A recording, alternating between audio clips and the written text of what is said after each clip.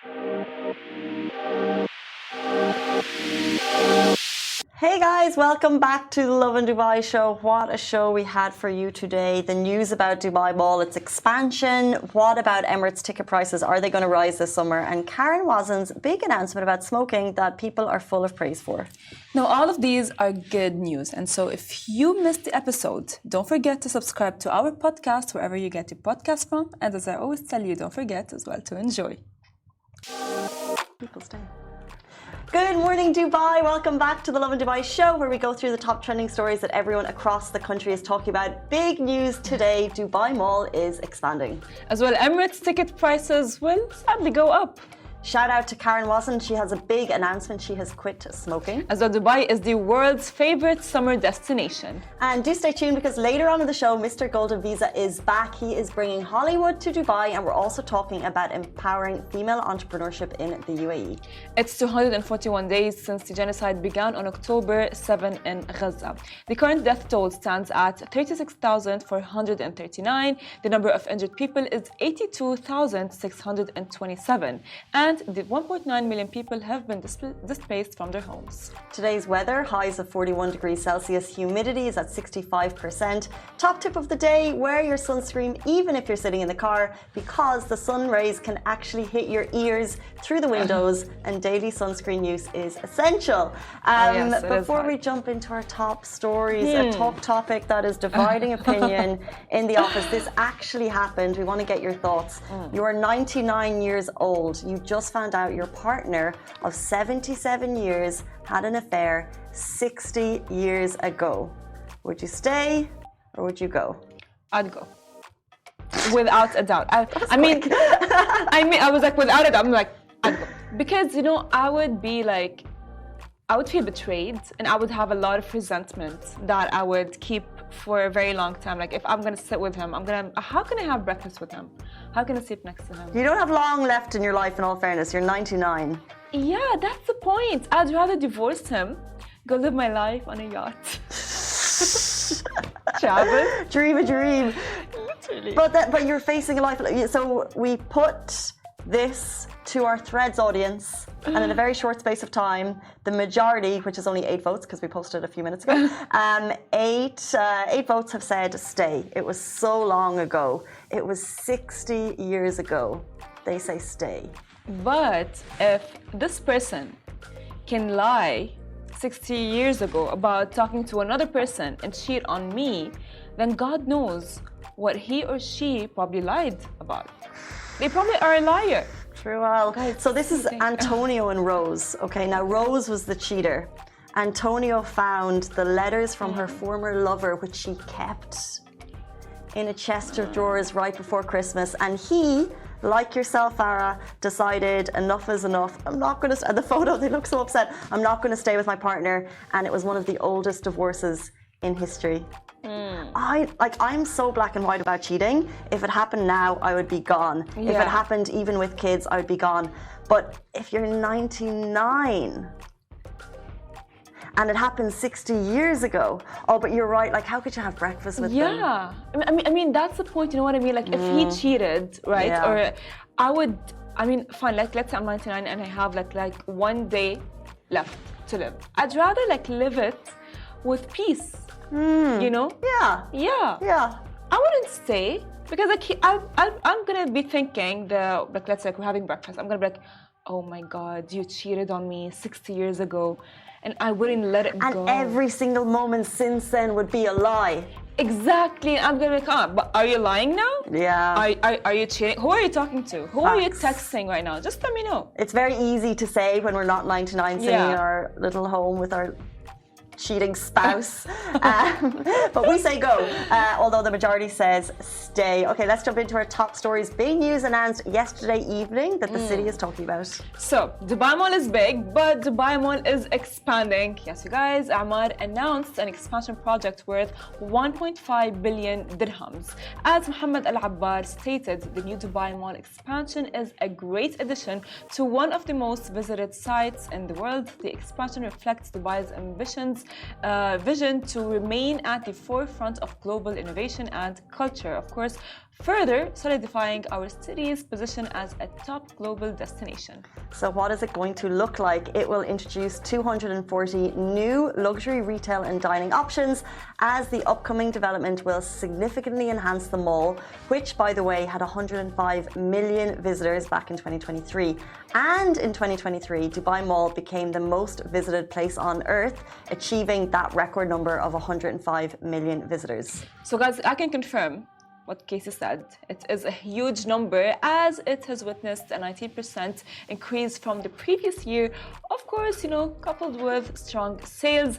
This is the biggest news ever, because Dubai Mall itself already is large. It's a monster, it's a beast, and it's getting bigger. Literally, it is getting bigger. And it's like, the thing is like, it just like reminds me of monster movies when I was like young, and like they would like eat more and more and get bigger.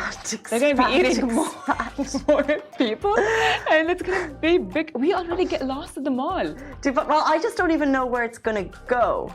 Yeah, that's true. It's in the center of downtown, like the most populous area in the city, and it's just going to get bigger. But all of the comments, like, people are just so sarky, right? Because they're saying, put some more green spaces in Dubai, make sure the transport there and back is wrong. Like, these are the wrong priorities. And I'm like, no, like the city has already announced there is going to be new urban destinations. The city is getting greener, and it's so busy down there. There's obviously a demand for it. So why not capitalize on the record-breaking numbers? And Emaar is a genius at this, the development company. So we know that they've run the numbers here. We know that they know what they're doing. I just don't know where they're going to put it. I don't know either. I mean, honestly, at this point, I feel like I think I mentioned it yesterday, that nothing is impossible with Dubai. Nothing. At this point, I'm just like thinking, because like I do get lost at the mall. If I want to go to the mall, I will be planning where I'm going to be at the mall beforehand, because getting to that area like is already going to be taking a lot of time. It's like a travel time itself. You know what I mean? And like we have the Zabil part right now. I mean, it's like, oh, are you at Dubai Mall or Zabil? Zabil, yeah. It's in one place, but like. And you know what's so interesting is I go to Dubai Mall fairly regularly when there's certain stores I want to visit, or maybe I just go nearby to the Fountains Time Out Market. So what I hope is that the expansion won't affect the route that I have learned over the years, because it's always the same places. Like, I don't really go to new places. I hit the specific stores and then I'm out. So I just really hope that. But I love your analogy of like monster getting bigger and bigger. But that's the city, really. Oh my God, yeah. I think I made a valid point. Made a valid point. Yeah. 8:38. Let's jump into our next story. So this is sad. Emirates ticket prices will go up. I can confirm that everyone loves to travel. It is just the price of tickets that can make us feel a little bit of it's kind of like annoying. And I don't think I have the good news for you if you love to travel, as the president of Emirates Airlines predicts ticket prices will rise. Sir Tim Clark, the president of Emirates, was asked if ticket prices would increase, and he said, "I'm not optimistic about anything other than that, to be quite honest. I'd like to think we can go back to pre-COVID. I'm not sure we will ever do that," he told CNBC. This is in relation to supply versus demand and the type of aircraft they're traveling and what's needed. It's essential. It's not a talk about profit. It's in terms of what they need to get these big birds up into the air. True. But prices are expensive, especially in the summer when you're faced with, I'm trying to get home in August. And I'm thinking, that's a lot of money for a ticket. It is. But the thing is, like with Emirates, is that you are paying a lot of money, but you're as well paying the comfort, how good cabin crew is, the food. The crew, by the way. The crew, by the way, they are perfectly trained. You know what I mean? I'm saying that, of course, because like I have seen how my sister was trained and how she is, and they are perfectly trained for anything. For emergencies. If you're even sad, if you're even scared of like flying and so on. You know what I mean? And it's like you are as well paying for the service. Like you're paying for that service instead of like paying like something like cheaper, and maybe having like a less of a service. You're so right. I feel like in terms of customer service, I feel like the crew were human, which I know seems like a ridiculous thing to say, but like whether it's like, I know that my mum has had great experiences with like having conversations and, you know, when there's babies crying, I'm always so in awe of the crew because I couldn't do it. But, you know, they'll always be helping the mums in those situations. It's always special. Yeah. And Skytrax World Airline Awards, which is a really well-respected airline industry awards, they just announced the top airlines of the world for 2024, and Emirates was number 4. And also we know what they're doing in terms of, yesterday we spoke about turbulence, how they're getting ahead of the game, as we know that turbulence is getting worse. So all of those little things do add up. That is true. And therefore tickets are pricey. But if that's frustrating for you, Dubai is the world's favorite summer destination. So if you think that flights are too pricey, and if you think that hotels, rent-a-cars and all things holiday racking up dollar signs in your brain that your wallet can't compute, well, why leave the city? Dubai has just been announced the top summer destination in the world. Well, the grass is clearly always greener on the other side. A map revealed the most popular summer destinations for 2024 by analyzing Google search data and keywords related to summer travel, and it's no surprise Dubai, of course, topped the list next to London. It's no surprise. It is. It's hard to know really, but Dubai continues just to rack up search trend data. So according to this data, London and Dubai were top, followed by Miami, Barcelona, Buenos Aires, Tokyo, Toronto, Malaga, Paris, Rome, and many more. I think the reason we're surprised is because Dubai in summer is hot, and traditionally we see less traffic on the roads, people leave the city. However, are we seeing a change in perception because of what's happening around the world? That is true. We are, by the way, and not only that, like Dubai is known to be, yes, it is hot, yes, we do sweat and so on, but like look at like the beautiful beaches that they have, or like the beautiful summer clubs that they have, you know what I mean? Like you can go there, have like a brunch at the pool with a beach access. I mean, that is like where.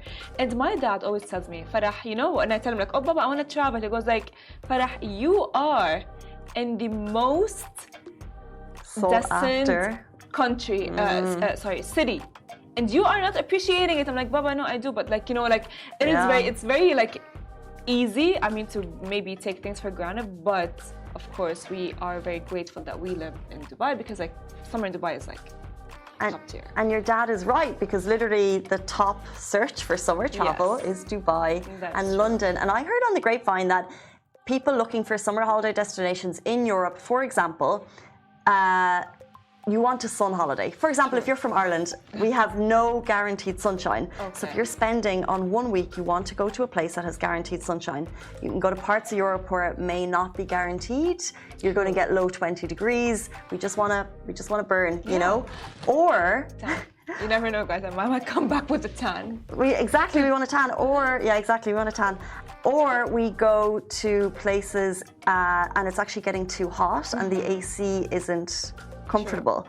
So they don't have enough AC in the city. So people are actually apparently looking to Dubai, even though it's super hot, just in comparison with comfort levels, in comparison with other cities in Europe, they're actually choosing Dubai, even though we know it's super hot. They're thinking that's their choice destination. Exactly. And not only that, because like I've noticed as well, like for example, like there are a lot of beach clubs that, of course, I don't think that any other beach club at any other country would do that. It's like, you know, like you can be like tanning, right, at like the pool, and there would be like this, like I'd say AC, you know what I mean? That's there. It's like, what, like, wow. I mean, you guys are actually giving it all to me. And there's a guy, I went to a pool before, and a guy came around with like a water gun of sun cream, and he's like, and I was like, okay, this is new. Here, but give me here. It's so well.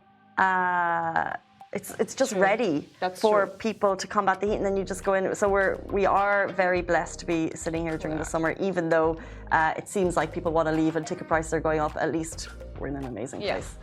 Let's go into our next story. 8 million followers. Her every single family moment is documented online. One thing you didn't know is Karen Wazen was a smoker. However, yesterday she announced that she has quit. She took to Instagram, and I know this might not come as a surprise to most, is what she said, as it's something I've never shared with you before, or more accurately, I hid from you. Unfortunately, for a rather long period in my life, I was a smoker. I never shared this with you as it is something I wasn't proud of. And I take my responsibility on this platform very seriously and never wanted to promote a lifestyle that I wouldn't wish upon my children. I also was reminded by my children every day of the weaknesses that I have. They said, Mom, if smoking is so bad for you, then why do you do it? And she said she never had the answer to that simple question. She as well followed saying, today I'm so proud to say that I quit. It's been over 4 months already, and to be honest, it was and continues to be a challenge. But I've never felt better, never felt more in control, and I am loving it. I'm here to say, if I can do it, you can do it. And if you feel that you are not ready to quit, let me tell you, you will never be ready to quit. Don't wait till it's too late. This is a reminder of the power of the mind over the body. How did I quit? I just quit cold turkey. The mind is so powerful when you, of course, reason with it and let it take control. She finished by saying, bye-bye bad habits. I wish I never tried you, but I'm so happy you're an old chapter now. I think this is amazing. She didn't need to announce it. World Smoking Day is just passed, by the way, so I think there's been a lot of conversation about how terrible it is for her health, and I just think someone with such a huge platform, such a kind of a commercial platform, essentially, like it's her livelihood. Yes. There was no reason for her to come out and say it, and she did, and she's getting a lot of praise for it. I think the reason that she said it is because she wanted to show people that, you know what, once you put or you set your mind onto something, it will actually work. You know what I mean? And the fact that she actually quit smoking like that, just like cold turkey like that, it's just like honestly amazing, and it's so empowering, and it's so, I would say, motivating to a lot of people. For example, there are people who want to quit chocolate, sugar, other things, you know, because like, but the fact that she actually recognized that, you know, she could have quit smoking and not said anything. No one would have known, no one would have recognized, but she chose to like, hey, I'm an influencer. Let me actually influence the people that are actually watching me and following me, which is just like shows that that's how influencers should be like. Yeah, so true. And actually, following on from that, to your point, you know, some people got into the comments saying, I quit 6 years ago, also cold turkey, best decision I ever made. So then you kind of like start the conversation, and it is encouraging people. And I know of smokers who want to quit, look at that, they're thinking, well, if she could do it, I could do it. And I also think it kind of holds her accountable to a way. Like, have you ever heard of that strategy that, like, if you want to write a book, for example, tell your followers, put it out there, I'm going to write a book, because how annoying would it be? Because she meets people all the time in daily life, and now it'll be a topic for her. People will say, so you've quit smoking, and that will be so it'll be a constant question. I think that actually holds her accountable even more, so it makes it even more of a challenge. But I think fair play to her for making that announcement. Well done. I mean, just like honestly, like as I said, you know, she didn't really need to. She wasn't entitled to. None of her followers were entitled to know anything about her life, right? But she chose to, and the fact that she actually said it on social media itself is huge, you know, because like, I mean, honestly, if I quit something and that something maybe kind of made me feel shameful, and specifically that her kids would ask her, I would be like, oh, my kids are asking me why am I doing something bad that I told them not to do, but now I'm being more of a hypocrite.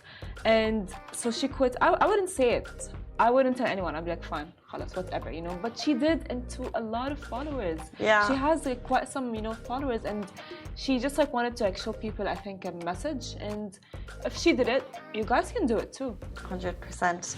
8:50 just about, which means it is time to have him back on the show. We're going to be joined by Mr. Golden Visa and Juliana very, very shortly. We're talking bringing Hollywood to Dubai and empowering female entrepreneurship. Hey guys, welcome back to the Lovin Dubai show. We're excited to have two familiar faces in the studio today, Mr. Golden Visa and Juliana, the co-founder of Decisive Zone.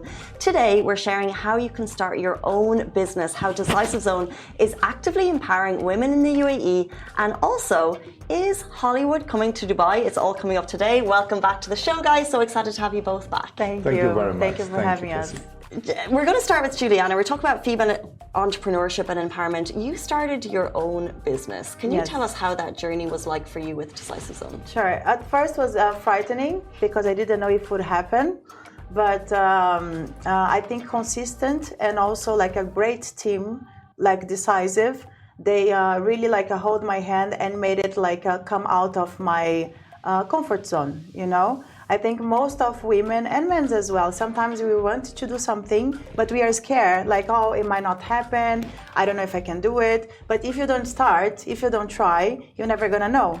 And here in Dubai, the first way to start a business is to make a license. And that's why Decisive, I say that Decisive give the wings for people to live their dreams, you know?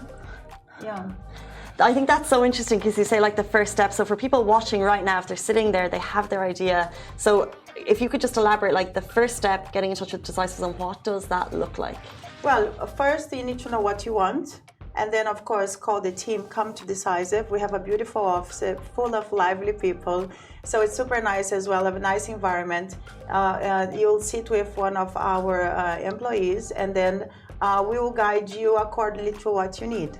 My case was jewelry, and also I sell gemstones. So I have a specific license for that. And then I think in like a couple of days, a week or 10 days, we have the license. And from that, open the bank account, and then you're fully to go. I have to ask, are we wearing the brand?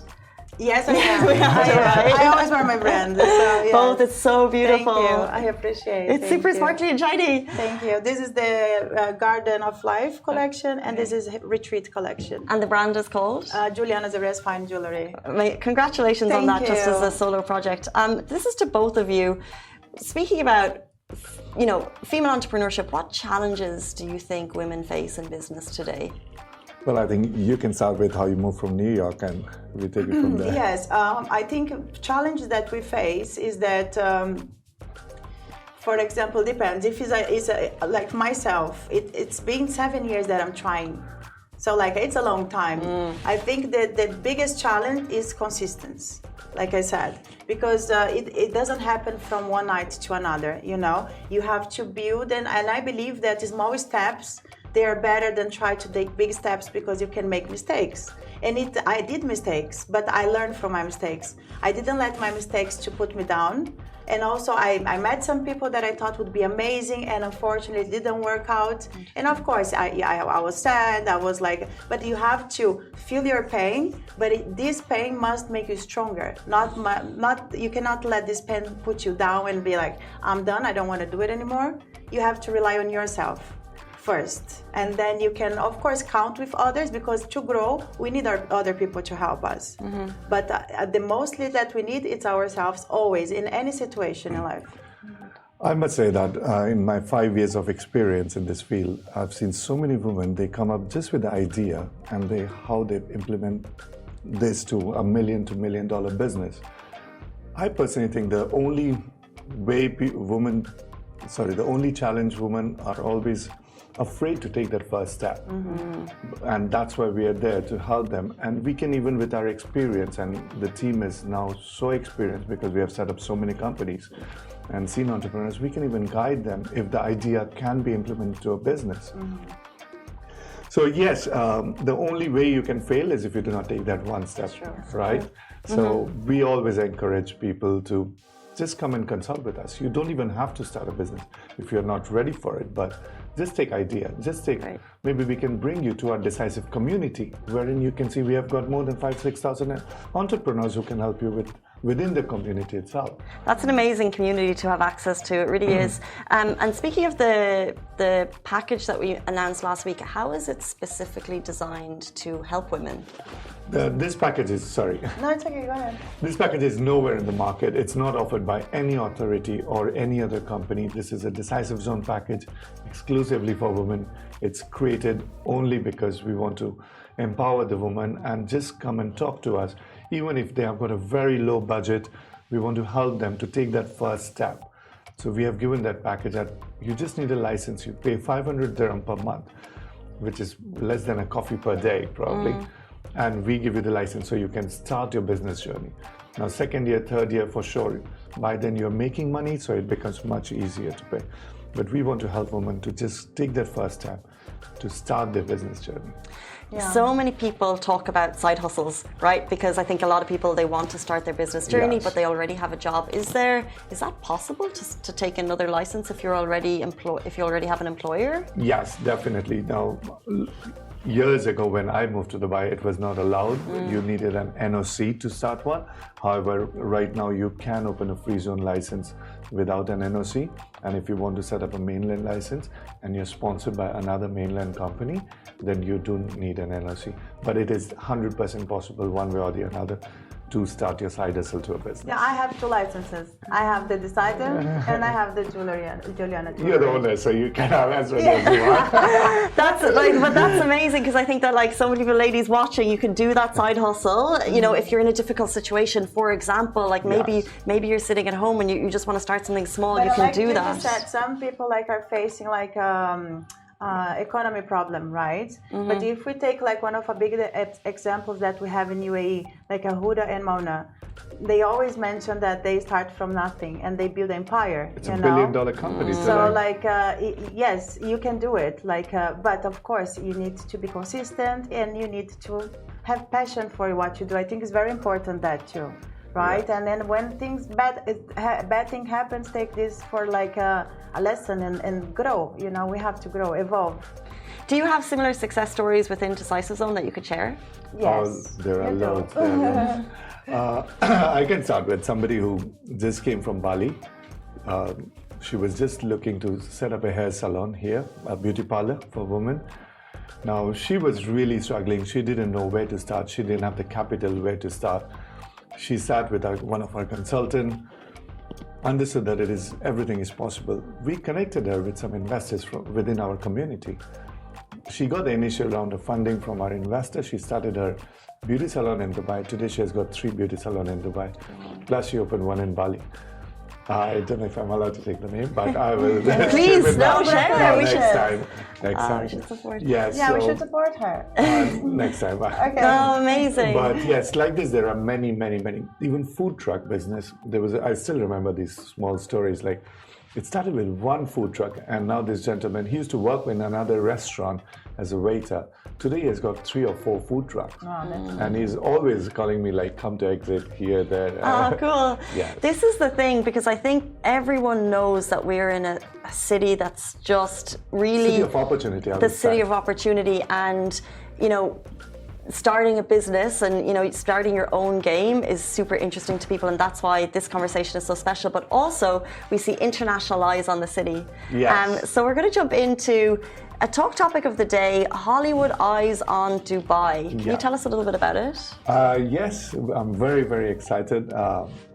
We have seen so much of interest from Hollywood people while they're in Dubai.